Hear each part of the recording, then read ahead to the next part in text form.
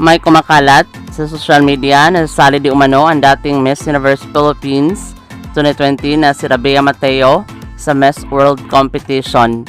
Matatandaan na mahirap makuha ng bansang Pilipinas ang corona ng nasabing competition na kung saan hanggang ngayon isa pa ang napanalunan natin noong 2013 na ang kinatawan ng bansang Pilipinas ay si Megan Young.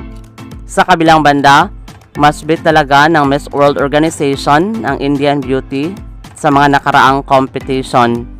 Mas advantage ito kay Rabea Mateo dahil isa siyang Filipino-Indian. Kung sakaling sasali siya, panigurado may magandang placement ang bansang Pilipinas sa Miss World Competition. Maraming salamat sa panonood. Para maging updated ka, huwag kalimutang mag-subscribe.